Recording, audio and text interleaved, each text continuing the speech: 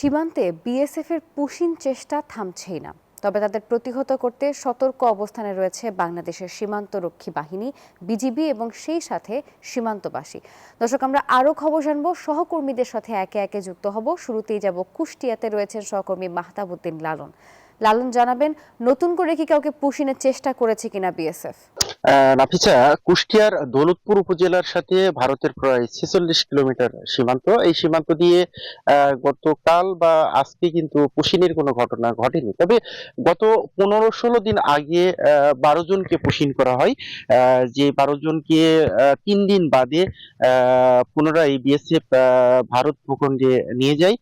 এরপরে গত 2 দিন আগে কিন্তু 65 বছর বয়সী একজন বৃদ্ধকে দৌলতপুর উপজেলার রামকৃষ্ণপুর এলাকার সীমান্ত দিয়ে কিন্তু বাংলাদেশে পুশিন করে বিএসএফ, যেটি এলাকাবাসী জানার পরে বিজিবিকে খবর দেয়। বিজিবি এবং এলাকাবাসীর সমন্বয়ে ওই ব্যক্তিকে পুনরায় আবার ভারত ভূখণ্ডে প্রেরণ করা হয়। প্রতি সপ্তাহে সর্বোচ্চবার বিকাশ পেমেন্টে 50 জন হবেন পেমেন্ট চ্যাম্পিয়ন। জিতে নিন টিভি সহ আকর্ষণীয় সব প্রাইজ।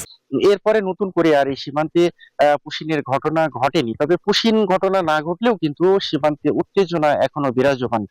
বিশেষ করে সীমান্তের যারা বাসিন্দা রয়েছেন তারা বলছেন যে আসলে যে পন্থায় বা যে পদ্ধতিতে এই সব নারী, শিশু, বৃদ্ধদের সীমান্ত দিয়ে পুশিন করা হচ্ছে, এটি অত্যন্ত অমানবিক এবং এটি আন্তর্জাতিক সীমান্ত রক্ষার যে আইন, সে আইনের পরিপন্থী এবং মানবাধিকারের লঙ্ঘন। যে কারণে তারা পুশিন প্রতিরোধে ইতিমধ্যেই কিন্তু আসলে এই সীমান্তে নজরদারি বৃদ্ধি করেছেন এবং বিজিবিকে সব ধরনের সহযোগিতা করছেন। আমি বিজিবির ঊর্ধ্বতন কর্মকর্তাদের সাথে কথা বলেছি, তারা বলছেন যে এই সীমান্তের প্রায় বেশ কিছু অংশ কিন্তু কাঁটাতারবিহীন, যে কারণে পুশিন বা অবৈধ অনুপ্রবেশের যে ঝুঁকি সেটি কিন্তু আসলে এই সীমান্তে আসলে বিদ্যমান।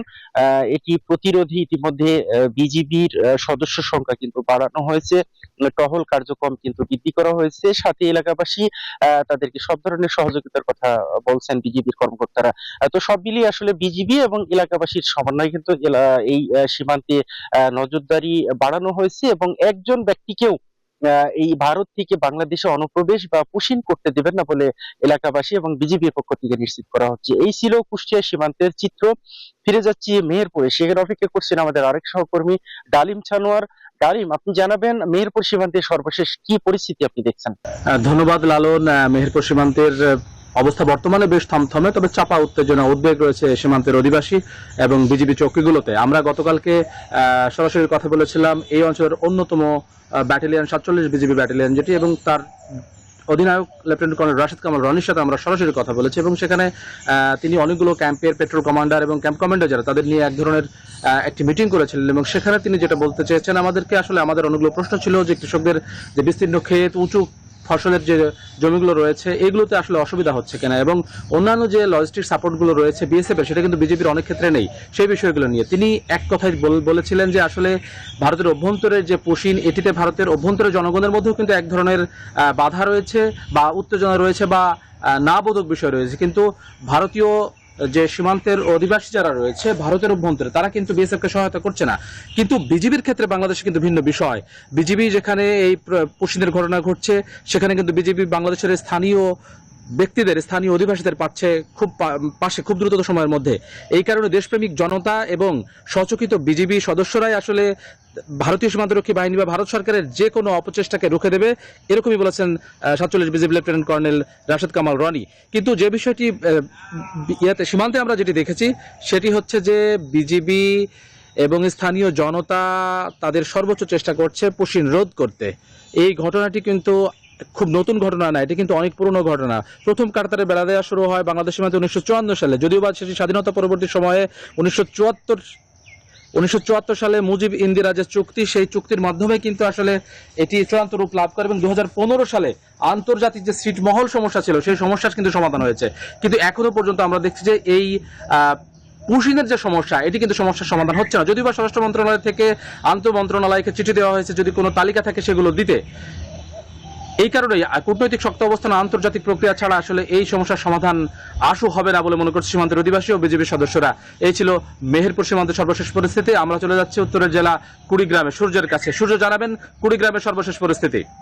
আপনাকে ধন্যবাদ। আপনি মেহেরপুরে যেটা বলছিলেন, কুড়িগ্রামে একই অবস্থা বিরাজ করছে।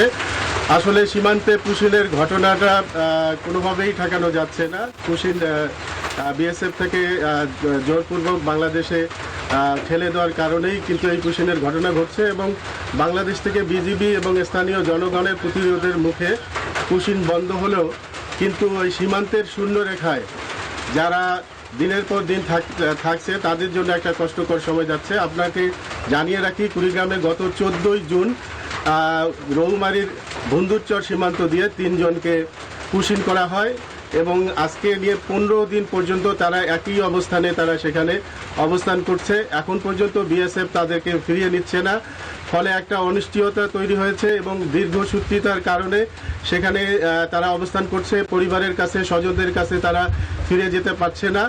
এদিকে বিজিবি বলছে যে আন্তর্জাতিক আইন বিধি অনুসরণ না করায় এই সমস্যাগুলো সৃষ্টি হচ্ছে এবং কোনোভাবে অবৈধ পুশিন বাংলাদেশ সরকার মেনে নেবে না। এই কারণে বিজিবির পাশাপাশি স্থানীয় যে জনগণ তারাও কিন্তু এই পুশিন ঠেকাচ্ছে। তাও কুড়িগ্রামে আমার কাছে এই ছিল সর্বশেষ। ফিরে যাচ্ছি স্টুডিওতে। নাফিসা, আপনার কাছে। সহকর্মী সূর্য, ডালিম এবং লালন, ধন্যবাদ আপনাদের।